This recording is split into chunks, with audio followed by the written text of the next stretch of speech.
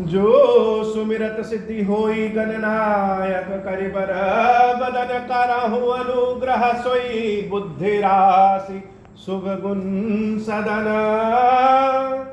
बंदौ गुरु पद पदुम परागा सुरुचि सुबास सरस अनुरागा मंगल भवन अमंगल हारी उमा सहित जहि जपत पुरारी सुमिर शिवा शिव पाई पसाऊं बरनऊ राम चरित चित चाऊं पानी ग्रहण जब कीन महेशा यहर से तब सकल सुरेशा कवन सो काज कठिन जग माही जो नहीं होई तात तुम पाही राम काज लगी तब अवतारा सुनता ही भयऊ पर्वताकारा।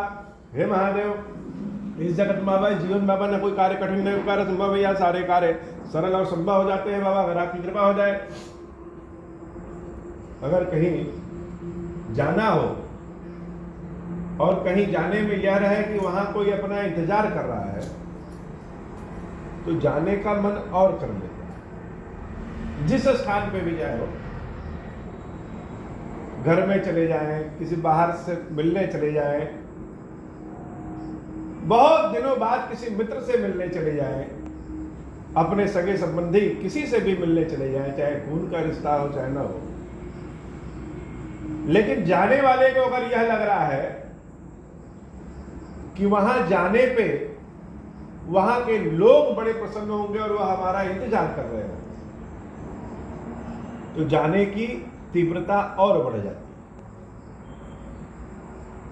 और जाने पे अगर लगे कि कोई इंतजार करने वाला नहीं है या कोई हमको देख करके प्रसन्न होने वाला नहीं है तो वहां जाने की इच्छा भी नहीं करती। बाबा देवी से कहते भी हैं उस प्रसंग में, जिस प्रसंग में माता सती भगवान शंकर से प्रार्थना करती है कि हमें अपने पिताजी के घर जाना है, वहां पे यज्ञ हो रहा है और सब लोग जा रहे हैं, सब लोग जा रहे हैं तो हम तो उनकी पुत्री हैं, हमको जाने चाहिए। महादेव जी स्पष्ट शब्दों में कहते हैं कि अगर दुख का समय है तो बिना बुलाए पहुंच जाना चाहिए, और अगर सुख का समय है और निमंत्रण नहीं आया, पहुंचने पर कोई खुशी व्यक्त करने वाला नहीं है, कोई मिलने वाला नहीं है, कोई सम्मान देने वाला नहीं है, तो वहां नहीं जाना चाहिए। रामचंद्र जी की तीव्रता और बढ़ गई जब हनुमान जी महाराज ने सूचना दिया कि हे प्रभु जल्दी चलिए। भरत जी ही नहीं, संपूर्ण अयोध्या वासी ही भरत बन गए। अकेले सिर्फ भरत जी नहीं इंतजार कर रहे हैं, सब भरत की तरह इंतजार कर रहे हैं।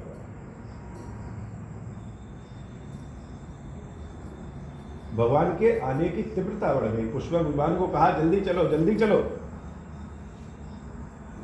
और इधर अयोध्या की जनता क्या कह रही है, कहां भगवान उतरेंगे, तो भगवान वहीं उतरेंगे जहां भरत जी महाराज हैं। सारी जनता एक साथ एक जगह इकट्ठा हो गई। मंगल बेला में सबकी हृदय की धड़कनें बढ़ गई हैं कि राम आने वाले हैं। जो भीड़ लगी है, जो जिस अवस्था में उस अवस्था में पहुंच गया है कि राम जी की आज दर्शन करें, मंगल दर्शन करें, पैर रखने की भी कहीं जगह नहीं। सब लोग आसमान में अपनी आंखें उठाए हुए हैं कि प्रभु आएंगे तो किस ओर से आएंगे। ढोल नगाड़े के साथ भी लोग पहुंचे हैं, और भगवान की निगाहें, भगवान की दृष्टि सदैव धरती की ओर है कि लोग खड़े हैं तो कहां खड़े हैं, खड़े हैं तो कहां खड़े हैं, जहां होंगे वहीं उतर ले। सब भागते जा रहे हैं कि भगवान के दर्शन कहां होंगे। आवत देखी लोग सब कृपा सिंधु भगवान, नगर निकट प्रभु प्रेर उतर भूमि विमान। एक जगह देखे कि बहुत सारे लोग नगर के निकट खड़े हैं। भगवान ने पुष्पक विमान से वही उतरने को कहा और बीच बीच में सभी से, सुग्रीव विभीषण आदि से भगवान ने बड़े मर्म की बात बताई कि हे मित्रों, लोग सोचते हैं ऐसा कि मुझे बैकुंठ बहुत प्यारा है, सब बैकुंठ की बखान करते हैं। यद्यपि सब बैकुंठ बखाना, वेद पुराण विदित जगु जाना। हर जगह लिखा है कि बैकुंठ बहुत प्रिय है, लेकिन अवधपुरी सम प्रिय नहीं सो, यह प्रसंग जानहि को। अवधपुरी जैसा प्रिय हमको और कुछ भी नहीं है, कोई जानता है। तो भगवान के गुण वक्तव्य किसके लिए हैं, क्यों है? बड़े बड़े राक्षस बाबा, बड़े बड़े राक्षस प्रार्थना करते हैं, जीवन भर पाप किए हैं, लेकिन जब तपस्या पे बैठेंगे तो हिलाए नहीं हिलते। और महादेव जी अंतर्यामी है, कोई मांगेगा क्या वो पहले जान जाते हैं कि हृदय में क्या है और किस लिए मांग रहा है। यह जानने के बाद कि हम इसको जो वरदान देंगे, जो शक्ति देंगे, इसका दुरुपयोग यह करेगा और यह हो सकता है हमारे ऊपर ही कर दे। लेकिन उसके बाद भी बाबा एक झटके में वरदान देते हैं कि जाओ तथास्तु। क्यों? क्योंकि इसीलिए शायद बाबा को भोलेनाथ कहते हैं, जो जान बूझ करके ठगा जाए। एक तो भोला लोग कहते हैं, इसके बाद बुद्धि नहीं है, अच्छे बुरे की परख नहीं है।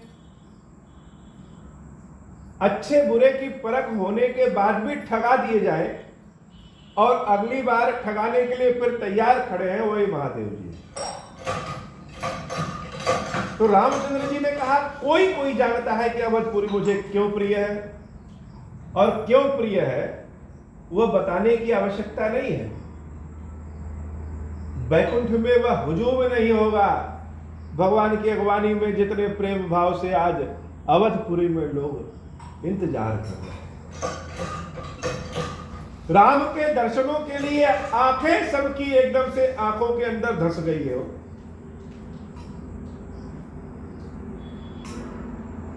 बाबा जब अपने विवाह में एकदम विकृत श्रृंगार करके पहुंचे, भभूत लगाए, बिच्छू सांप का माला पहने, तो जब जा रहे थे लोग बहुत कुछ व्यंग किए, लेकिन बाबा तो बाबा है, हृदय उनका निश्चल है। वह अपने उस रूप को देवी पार्वती को दिखाने के लिए पहुंच गए कि हे पार्वती, जितने दिन आप हमारे जीवन में नहीं थी, हमारी दशा कैसी थी, हमारा रूप रंग बिना आपके कैसे था। बिना कला के शिल्प भी बदरंग हो जाता है,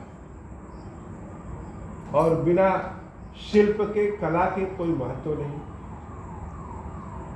तो कला अगर देवी पार्वती है तो भगवान शंकर स्वयं शिल्प है। कला अगर भक्त है तो भगवान स्वयं शिल्प है, और कला अगर भगवान है तो सारे भक्त स्वयं शिल्प है। और महादेव जी जब उस अवस्था में पहुंचे, पार्वती जी ने एक बार एक नजर भर करके देख लिया, वह अपने हृदय का दर्द दिखाने के लिए पहुंच रहे हैं कि पार्वती का अस्तित्व क्या है इस शिव जी के जीवन में। बिना देवी के अस्तित्व के शिव शिव है ही नहीं। तो वही गुण बात भगवान रामचंद्र जी सबसे कह रहे हैं कि अवधपुरी मुझे क्यों प्रिय है, क्योंकि अवधपुरी के लोग राम से इतना प्रेम करते हैं, सजने संवरने की आवश्यकता नहीं है। जो जिस व्यवस्था में था उसी व्यवस्था में सब कुछ छोड़ करके दौड़ पड़ा कि राम का दर्शन कर लिया। बड़े दिन के बाद प्रभु मिल गए। पुष्पक विमान नीचे उतरा, आवत देखी लोग सब कृपा सिंधु भगवान, नगर निकट प्रभु प्रेरे उतरे भूमि विमान, उतर कहूं प्रभु पुष्प कहीं, तुम कुबेर पही जाहु, प्रेरित राम चले सो हर्षु विरहु अति ताहु। पुष्पक विमान को भगवान ने कहा कि तुम कुबेर के पास जाओ। पुष्पक विमान को हर्ष और विरह दोनों हुआ। हर्ष किस बात का कि अपने स्वामी के पास जाने को मिल रहा है जहां से रावण जबरदस्ती छीन करके ले आया था, और विरह किस बात का, भगवान से दूर जाने के बाद जीवन में विरह रहता है। भगवान की लीला से दूर जा रहे हैं, भगवान के दर्शन से दूर जा रहे हैं। पुष्पक विमान कुबेर जी के पास चले गए और प्रभु श्री रामचंद्र जी के चरण अयोध्या की धरती पे जब पड़ा, चारों ओर लोग ही लोग हैं और सबकी आंखें राम जी के दर्शन करना चाहती है। आए भरत संग सब लोगा, कृष्ण तन श्री रघुबीर वियोगा। दर्शन राम जी के करने आए हैं और रामचंद्र जी अपने अयोध्या वासियों के भक्तों का दर्शन करना चाहते हैं। लोगों का शरीर कैसा हो गया? बाबा कहते हैं, हे देवी, वियोग बिछोह का दर्द सबसे बड़ा दर्द होता है। भगवान कृष्ण जब अपने गोपियों गोपिकाओं को छोड़ करके मथुरा चले गए तो गोपियों का और उनके ग्वाल बालों का जो दशा था, उस दशा का वर्णन असंभव है। उद्धव जैसे ज्ञानी व्यक्ति भी पैदल हो गए, उस दशा का वर्णन ही नहीं कर सकते। और यही दशा आज अयोध्या में है कि लोग राम को देखना चाहते हैं। 14 वर्ष पहले बहुत रोकने की कोशिश किए, लेकिन भगवान रुके नहीं। भगवान तो एक प्रतिज्ञा लिए और चले गए। हम सब का प्रेम राम की प्रतिज्ञा के आगे छोटा पड़े। लोग छोड़ना नहीं चाहते थे। राम जी रात में ही अपने रथ को गोल गोल घुमा करके चले गए कि लोग रास्ता भी न ढूंढ पाए। तो 14 वर्ष पहले तो भगवान चले गए।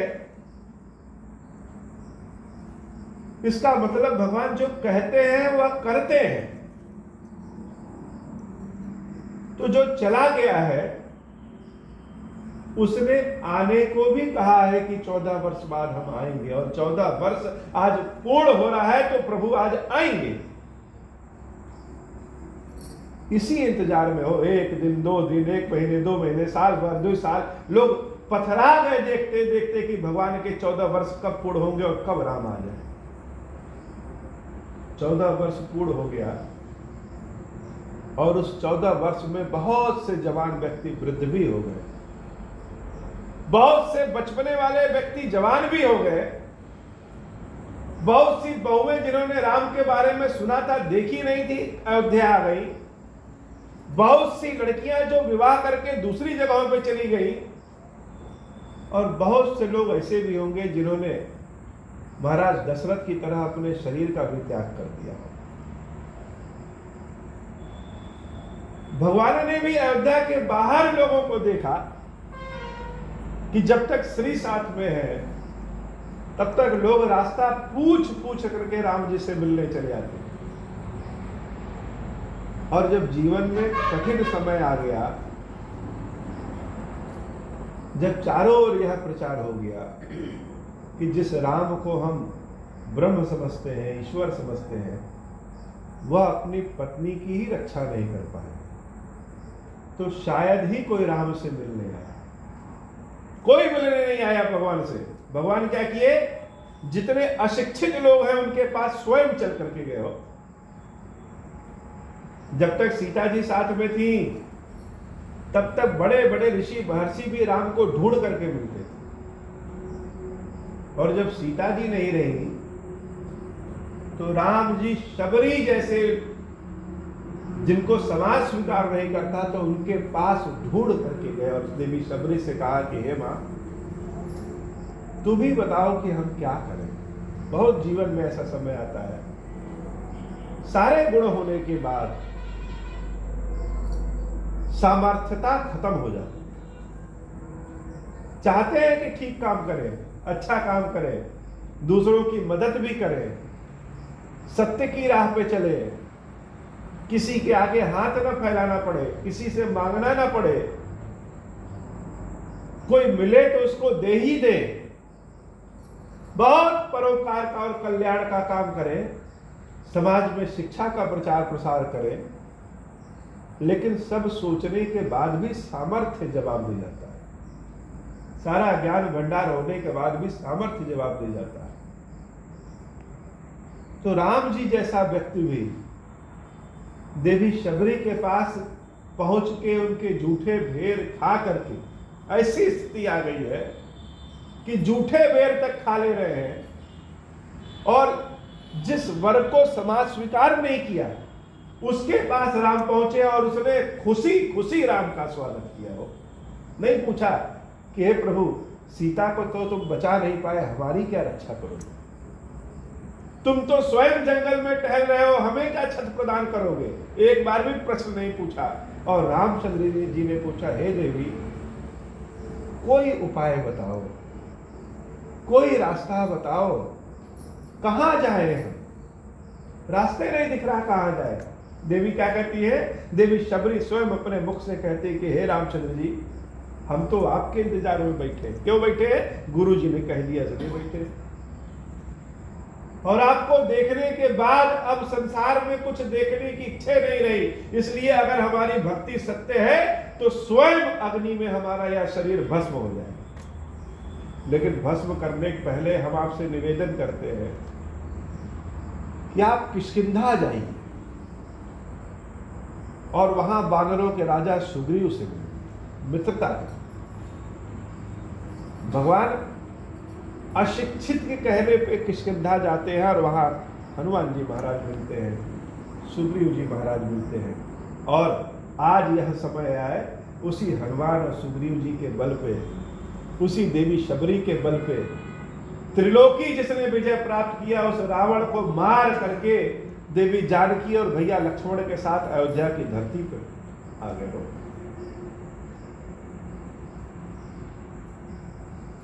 और अयोध्यावासी इंतजार में है कि राम कब आएंगे, राम कब आएंगे, राम कब आएंगे। दिन रात एक ही काम की, राम कब आएंगे। तो हे देवी, उनका शरीर कैसा हो गया? कृष्ण तन श्री रघुवीर वियोगा। श्री रघुवीर सीता जी और राम जी के वियोग में सबका सुंदर सुंदर शरीर सूख करके कांटे के समान हो गया। आए भरत संग सब लोगा, और सारे ऋषि मुनि भी आए हैं, वामदेव वशिष्ठ जी, अनेक मुनिगण भी राम जी से मिलने आए हैं। अमीर से अमीर और गरीब से गरीब, ज्ञानी से ज्ञानी, अज्ञानी से अज्ञानी, सब राम का दर्शन करना चाहते हैं। वामदेव वशिष्ठ मुनिनायक, देखे प्रभु मही धरि धनुषायक। आगे सारे ऋषि मुनि आगे हैं और सब धनुष पकड़े हुए रामचंद्र जी को जब वनवासी रूप में देखते हैं तो सब वहीं जड़वत खड़े हो गए। अभी तक तो इतना कोलाहल था कि राम जी किस ओर से आ रहे हैं, और जब राम जी धरती पे कदम रखे तो लाखों की भीड़ होने के बाद भी एक शब्द आवाज कहीं से नहीं आ रही, जैसे किसी के पास मुख है ही नहीं, वाणी ही नहीं है। ज्ञानी लोग आगे खड़े हैं और सब राम के दर्शन कर रहे हैं कि धनुष लेकर के भगवान बलकल वस्त्र पहन करके अयोध्या में आए हैं, उनकी वेशभूषा, उनके कर्म ऐसे हैं कि बड़े बड़े ऋषि मुनि भी शर्मा जाए, और जनता अपने राम को देख रही है, भगवान अपने भक्तों को देख रहे हैं। आगे गुरु जी हैं, छोटे भैया लक्ष्मण जी के साथ सब कुछ छोड़ छाड़ करके रामचंद्र जी पहले अपने गुरु महाराज के चरणों को पकड़ लेते हैं। धाई धरे गुर चरण सरोरु, अनुज सहित अति पुलक तनोरु, भेटी कुशल बूझी मुनिराया, हमरे कुशल तुम्हारे ही दाया, मंगल भवन अमंगल हारी, उमा सहित जही जपत पुरारी। गुरुदेव वशिष्ठ जी महाराज के चरणों में गिर गए, और वशिष्ठ जी चाहते हैं कि अपने राम को उठा करके हृदय से लगा ले। चरण कौन छुआना चाहता है, लेकिन लोक मर्यादा है कि जिसको अपने माथे पे रखना है वह लीलावश भगवान अपने गुरु के चरणों में नतमस्तक। गुरुदेव जी महाराज रामचंद्र जी को उठा करके अपने हृदय से लगाते हैं, और बाबा कहते हैं, देवी यहां बोलना कम है और समझना ज्यादा है। अपने रिश्तों की पहचान इसी से होती है। दूसरों से बोलना ज्यादा होता है और समझना कम होता है। जो अपने होते हैं उनसे बोलना कम होता है और समझना ज्यादा होता है। तो जब हृदय से वशिष्ठ जी ने लगाया तो भेंट ही कुशल बूझी मुनिराया।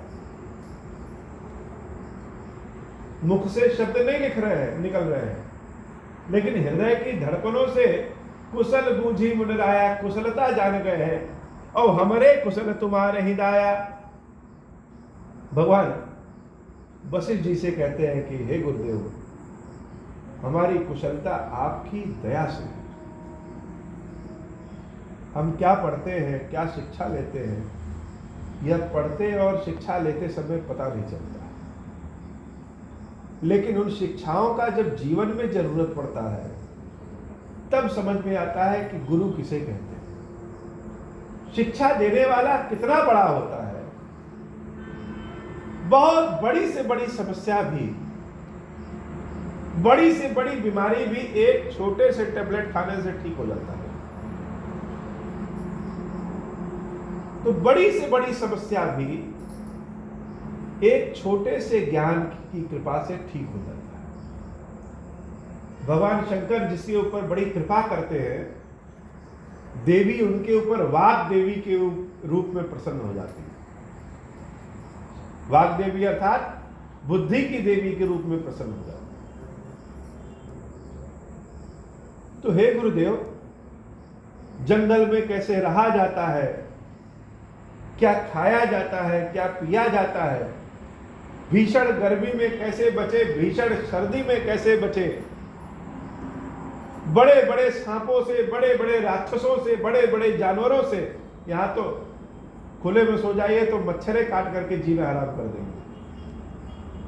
उतने घनघोर जंगल में भगवान रहे कैसे? तो हे गुरुदेव, आपकी दया थी जो आपने हमको जीने की कला सिखाया। अगर आपने शिक्षा न दिया होता तो शायद हम वापस ही ना आ पाए। यह सारी बातें रामचंद्र जी मुख से नहीं कह रहे हैं। बूझी कुशलराया, बूझी मुनिराया, हृदय की धड़कनों से गुरुदेव समझ गए और प्रभु ने समझा दिया। और लोग लाइन लगा के खड़े हैं कि सारा समय गुरुदेव को ही दे देंगे तो हम लोग कहां जाएंगे। ब्राह्मणों का तो ऐसे भी पहला अधिकार है भगवान ने सबसे ज्यादा किसी से प्रेम किया, दया दिखाया तो ब्राह्मणों को। तो गुरुदेव जी के पीछे और भी मुनि लोग खड़े हुए हैं। सकल द्विजिन मिलनायऊ माथा, धर्म धुरंधर रघुकुल नाथा। बाबा कहते हैं, हे देवी, रामचंद्र जी यद्यपि ईश्वर है, लेकिन मनुष्य के रूप में भी वह धर्म के धुरंधर है। किससे कैसा व्यवहार करना चाहिए यह कोई राम से सीखे, किससे कब क्या कहना चाहिए, कैसी विनम्रता दिखानी चाहिए, कैसी मर्यादा दिखानी चाहिए, यह कोई राम से सीखे। तो जिसका वर्णन नहीं कर सकते तो क्या कह देंगे? धर्म धुरंधर। वह धर्म के धुरंधर। सारे द्विज, सारे ब्राह्मणों मुनियों से सबसे मिलकर के सबको एक साथ प्रणाम किया हो। भगवान मिलना तो सबसे चाहते हैं, लेकिन जैसे एक माँ का सबसे दुलारा बच्चा कौन? जो सबसे छोटा होता है, जिसको चलने नहीं आता, जिसको खाने नहीं आता। बड़े बच्चे तो हाथ से खा लेंगे, पैर से चल लेंगे, कूद लेंगे। ध्यान किसका रखना है? ध्यान तो जो चल नहीं पाता है, जो भोजन नहीं कर पाएगा, जो अपनी बात बता नहीं पाएगा, ध्यान तो उसका रखना है ज्यादा। यद्यपि प्रेम सबसे करते हैं, लेकिन ध्यान उसका रखना है। तो भगवान ऐसे बच्चों के बड़े स्नेहिल भूखे, मंत्र मुख में आए या ना आए, संस्कृत के बड़े बड़े श्लोक हो सकता है ना कह पाए, तो क्या जो संस्कृत के श्लोक नहीं जानेंगे वह भगवान से प्रेम नहीं कर सकते क्या? तो सारे द्विजनों को रावण जी प्रणाम करते हैं दूर से, इतना नहीं जितना वशिष्ठ जी से मिले उतने सबसे मिलने लगे। तो प्रणाम किया, क्यों? क्योंकि पीछे हमारे भरत खड़े हैं, और चलने के पहले ही जिसका नाम लेते आए हैं,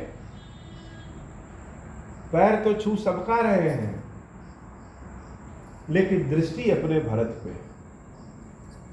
और भरत भी कभी नहीं कहेंगे कि हमें आगे आना है, वह तो पीछे खड़े हैं कि भगवान हमको छोड़ के चले गए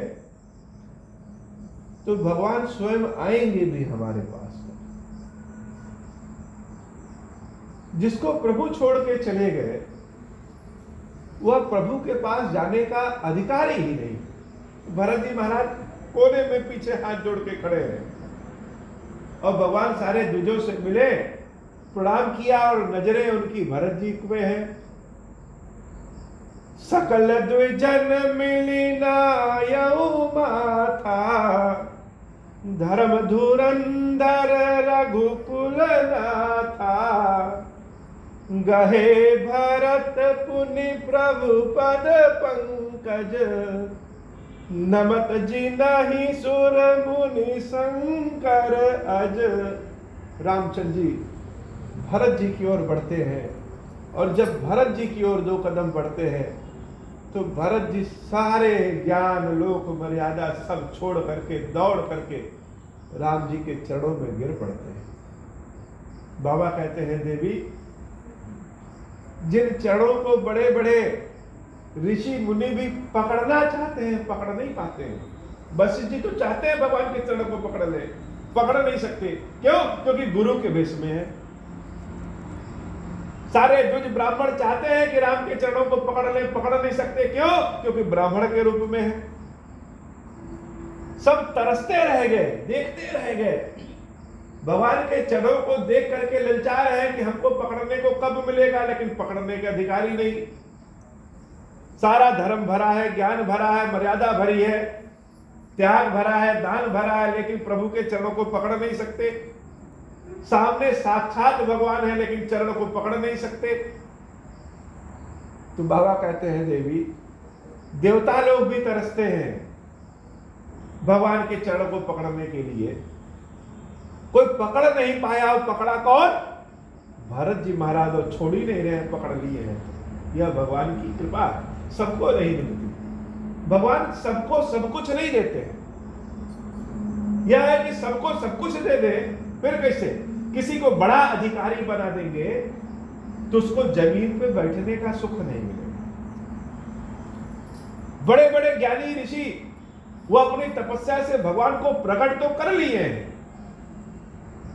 लेकिन उन ग्वाल गोपाल सखा मित्र जो भगवान के साथ माखन चुराते और खाते रहते हैं, वह सुख बड़े बड़े लोगों को नहीं मिलता है। तो आज जो सुख भरत जी को मिल रहा है, वह सुख और किसको मिले? छोटे होने में ही वह सुख है, बड़े होने में सुख नहीं। तो भगवान के चरणों को पकड़ लिए हैं भरत जी, और पकड़ने के बाद छोड़ नहीं रहे। नमत जिन्हि सुर मुनि शंकर, ब्रह्मा जी शिव जी भी जिनके चरणों को पकड़ना चाहते हैं, पकड़ नहीं पाते हैं। गहे भरत पुनि प्रभु पद पंकज, उन्हीं कमल के समान चरणों को भरत जी पकड़ के रो रहे हैं। गहे भरत पुनि प्रभु पद पंकज, नमत जिन्हि सूरि मुनि शंकर अज, परे भूमि नहीं उठत उठाए, बरकरी कृपा सिंधु उरलाए। चरणों को पकड़े हैं रामचंद्र जी, कंधा पकड़ के उठाना चाहते हैं और उठ नहीं रहे। अब नहीं उठेंगे, न कुछ बोलना है और न कुछ सुनना है। भरत को तो सिर्फ अपने अश्रुओं को बहा बहा करके, जैसे शिव जी का जलाभिषेक किया जाता है, तो रामचंद्र जी के चरण ही शिवलिंग के समान है। और हमारे आंखों के आंसू गंगा जल के समान है। उस गंगा जल से आज शिव जी का अभिषेक मन भर कर लेंगे। बार बार उठाना चाहते हैं, लेकिन भरत जी महाराज ऐसे दोनों हाथों से भगवान के चरणों को पकड़ लिए कि भगवान कुछ कहिए, मतलब उठने न दीजिए, उठना नहीं है। यही जीवन समाप्त हो जाए तो सबसे बढ़िया है। परे भूमि नहीं उठत उठाए, बरकरी कृपा सिंधु उरलाए। किसी तरह से भगवान उठा करके अपने हृदय से भरत जी को जब लगाते हैं, श्यामल गात रोम बैठाड़े, नवराजीव नयन जल बाड़े। दोनों श्याम रंग के हो। भरत जी और राम जी को एक जगह खड़ा कर दें तो लोग शायद कंफ्यूज हो जाएंगे कौन भरत है और कौन राम है। दोनों श्याम रंग के हैं और दोनों को एक दूसरे को देख करके रोम रोम खड़े हो गए हैं। भरत जी महाराज के मुख से कोई बात निकल नहीं पा रही है, और भगवान के राजीव लोचन, जो राजीव कमल के समान जो उनके लाल रंग की आंखें हैं, उससे अश्रु रुक नहीं रहा है। नव राजीव नयन जलित बाढ़, इतने अश्रु निकल रहे हैं कि भरत कुछ बोल नहीं पा रहे हैं, और भगवान बोलना चाह रहे हैं तो उनके मुख से आवाजें नहीं निकल रही। बाबा कहते हैं, हे देवी, उस दशा का वर्णन क्या करें। राजीव लोचन स्रवत जल तन ललित पुल कावली बनी, अति प्रेम हृदय लगाई अनुजहि मिले प्रभु त्रिभुवन धनी, प्रभु मिलत अनुजहि सोमो पहि जाति नहीं उपमा कहीं, जनु प्रेम अरु सिंगा रतनु धरि मिले बर सुषमालही। बता नहीं सकते। शंकर जी का अगर मुख बंद हो जाए, शिव जी के मुख से कोई उपमा न निकले, तो निश्चित रूप से उसका वर्णन नहीं किया जा सकते हैं। कहते हैं, हे देवी पार्वती, उस दशा का क्या वर्णन करें कि जिसकी आंखों की उपमा दी जाती है राजीव लोचन, उसकी आंखें क्या हो गई? स्रवत जल तन ललित पुल कावली बड़ी। आंखें और चौड़ी हो गई हैं, शरीर के रोम रोम खड़े हो गए, मुख से आवाज नहीं निकल रही है। अति प्रेम हृदय लगाई अनुजहि मिले प्रभु त्रिभुवन धनी। बड़े प्रेम से हृदय से लगाया हो। लोग भाई तो राम की तरह चाहते हैं, उदाहरण भी देते हैं कि बड़ा भाई कैसा हो? राम की तरह हो। लेकिन छोटा भाई भरत की तरह बनने के अधिकारी नहीं होते। आज थोड़े से पैसे के लिए, संपत्ति के लिए भाई भाई में कोर्ट कचहरी लड़ाई सब हो जाता है। और यहां अयोध्या जैसी संपत्ति भरत जी एक पैर मार रहे हैं कि हम नहीं लेंगे, रामचंद्र जी दूसरा पैर मार रहे हैं कि हम नहीं लेंगे। तो ऐसे भरत को जब प्रभु हृदय से लगाते हैं तो वहां कोई वाणी नहीं बसती है, शब्द बसता ही नहीं है। प्रेम के भार को शब्द सहन नहीं कर सकता, उठा नहीं सकता। क्या कह लेंगे? यह कह लेंगे कि हे भरत, तुमसे हमें बड़ा प्रेम है, लेकिन कितना बड़ा प्रेम है इसको शब्द से बता पाना मुश्किल है।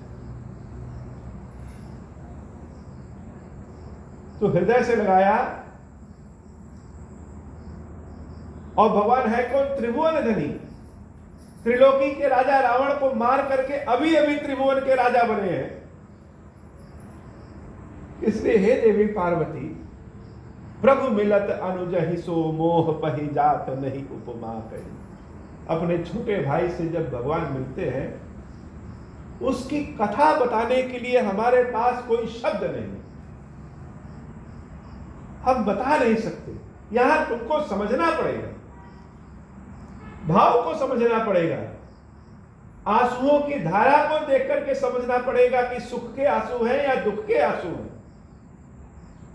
इसलिए बाबा ने एक शब्द में कह दिया, जनु प्रेम अरु सिंगार तनु धरि मिले बर सुषमा लही। जैसे श्रृंगार किसका करेंगे? जिसके पास शरीर हो। बाबा का ज्योतिर्लिंग सामने है। इनका अपने मन से, अपने भाव से भगवान ने जैसी कला दी है, उस कला से हम इनका श्रृंगार करके और सुंदर बनाने की कोशिश करेंगे। लेकिन यह ज्योतिर्लिंग ही ना रहे तो हम श्रृंगार कहां करेंगे? और केवल ज्योतिर्लिंग रहे और हम श्रृंगार न करने वाला कोई हो तो क्या?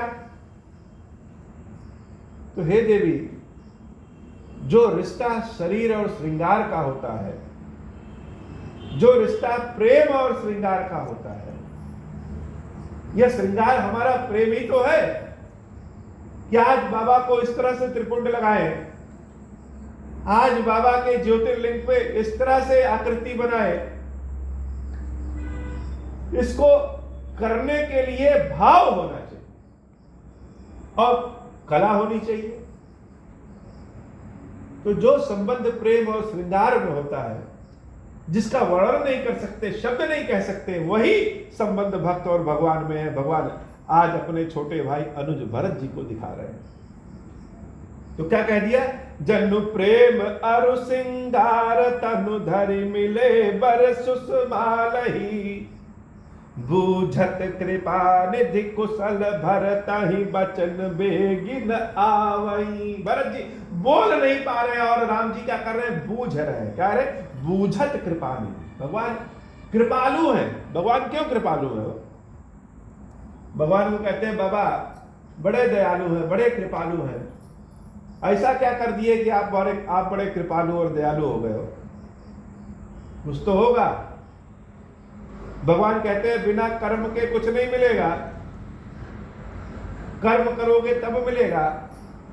पिछले जन्म के पाप पुण्य तुम्हारे इस जन्म में है, तो जब सब करने का ही मिलेगा तो हे भगवान फिर आप कृपालु कैसे हुए? क्या दया दिखाया?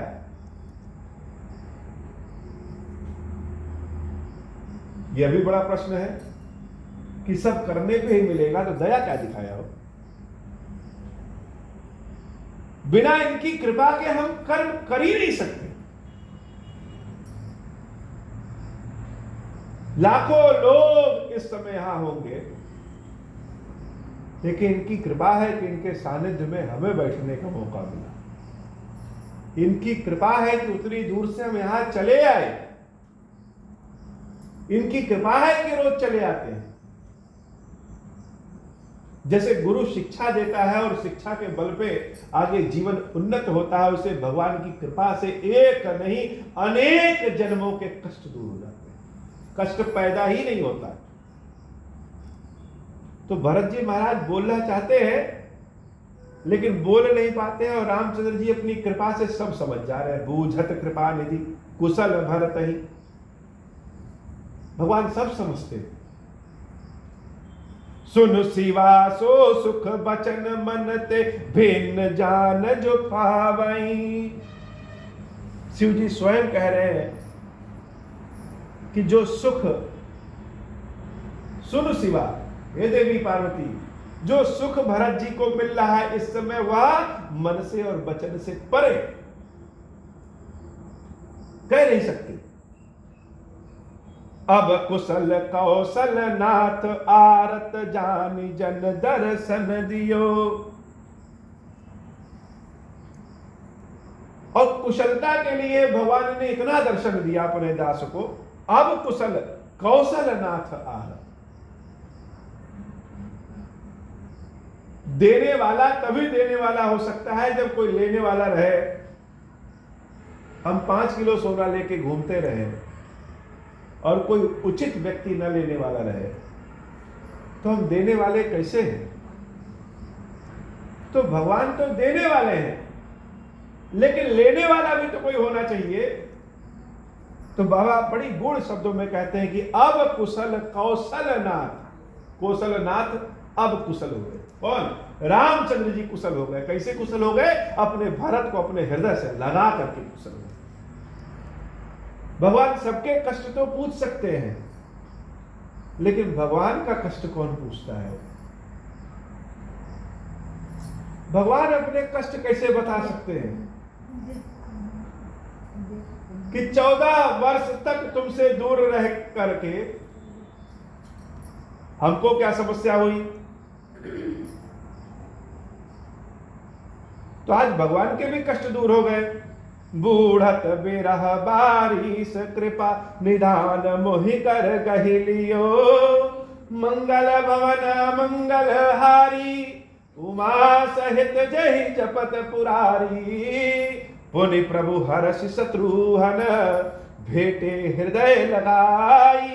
लक्ष्मण भरत मिले तब परम प्रेम दो भाई। भगवान भरत जी मिलने के बाद शत्रुघ्न जी से मिलते हैं और लक्ष्मण जी भरत जी से मिलते हैं। बाबा आज की कथा इतनी। श्री खीरेश्वर महादेव जी, खीरेश्वरी भैया जी, हम सब के ऊपर बाबा कृपा करिए। अब हूँ प्रसन्न प्रभु मोह पर, नाथ दीन पर नेहु। निज पद भगति देहु प्रभु, पुनि दूसर बर देहु। तब माया वश जीव जड़, संतत फिरहि भुलाना। हम पर क्रोध न करिय प्रभु, कृपा सिंधु भगवान। शंकर दीन दयाला, अब हम पर हो कृपाल। साप अनुग्रह होई जहि विधि, नाथ थोरहि काल।